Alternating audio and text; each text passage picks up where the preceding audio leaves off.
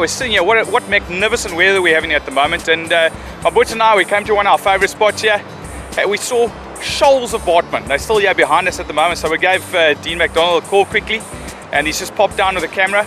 They are beautiful big fish, ranging from about 2.5 kilos up to about 7-8 kilos. Some massive fish here, some big black Baartman, and then you get the beautiful silver ones as well. They're harder to spot, and we just can't wait to have a throw because they're massive fish. Conditions ideal, and also a little bit murky, so the Baartman can't see you too easily when you get to the water. But up top, yeah, we're about 40 meters above. We can see the fish beautifully, so we know exactly where they are. So let's go and catch one.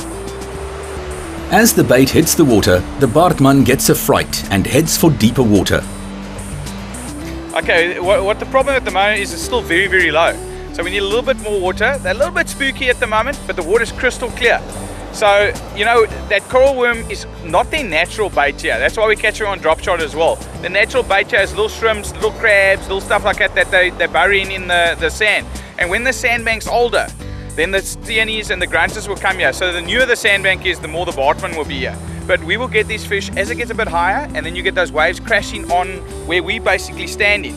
That's when we will catch these fish. So it's just another half an hour to 45 minutes, and then we'll go fast. Please show us what you're using as bait, Chad, and how to rig it correctly. Okay, that's what you call a coral worm. Magnificent bait for Baartman, which is our target species today. Magnificent bait for grunter. It's basically any of your fish. Oh, see how they break off like that? That's their safety mechanism, so don't lose them. Someone's going to pick him up again. And what we do is you dig these under the rocks here in the Cape Recife area. They're actually a beautiful, beautiful bait. And then you roll them in a bit of sand just to keep them moist. But so now that's all perfect. So the way we do it, got a simple setup. This time I've actually got 2 little 1/4 ounce ball sinkers, because usually this area we're fishing with 1 ball sinker, but there's a bit of a drift today, so we put on 2. Little number 8 or number 6 power swivel from the Kingfisher.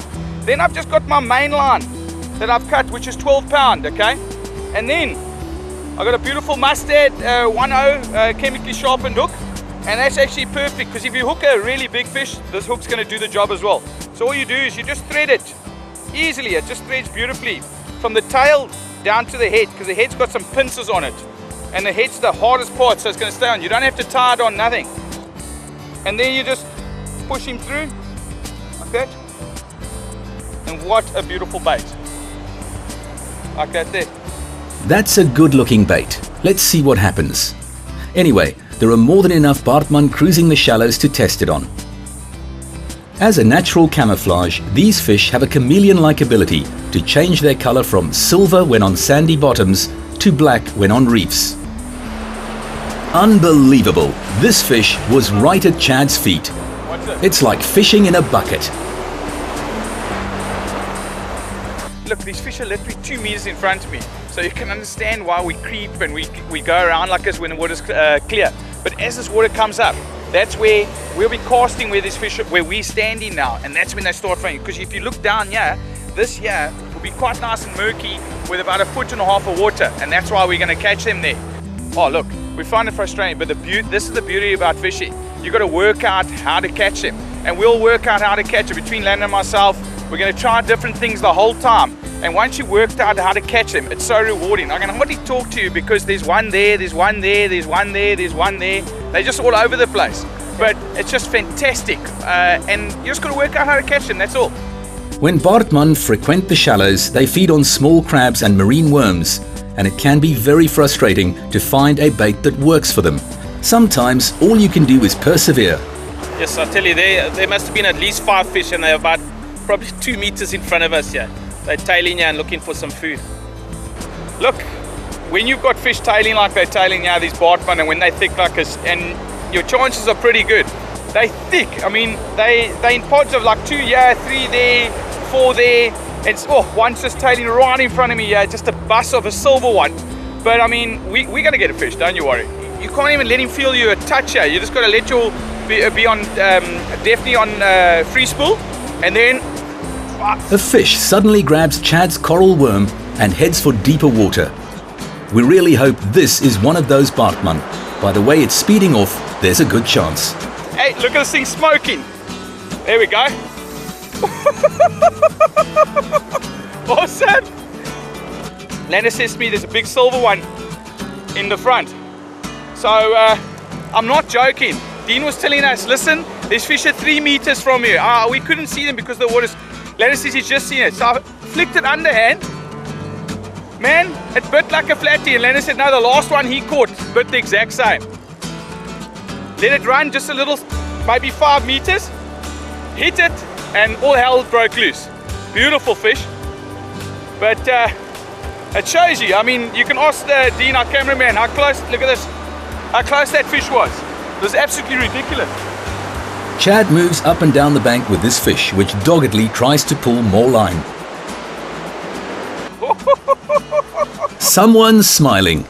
One thing about fishing for any fish, you must have a reel that's got an incredibly smooth drag. You can just see there's no jerking, there's no nothing with this little finor. It is just ultra smooth. It's hard to say what size this fish is, but it's a good couple of kilos that I can tell you. But like we said earlier, some of the fish were between 2 and 7 kilos. Massive fish. No matter the size, we just want to see one of these Baartman. So, play it carefully, Chad. Ooh, it's a Baartman. What a beauty. Chad likes to use as thin a line as possible on these fish. 10-pound Rovex has a high abrasion and low drag in the water. A perfect line with low visibility for these shy fish. Look at that beautiful fish. How strong is that fish? It's only a 2-kilo fish, but let me tell you something. They fight like demons. Beautiful, beautiful, beautiful. He's been feeding on this bank for ages. Spotted him, threw to him. It's like sight fishing. I think the fly fisherman can get these fish as well on fly. It's got to have a bit of patience, but that's beautiful. Very happy with that.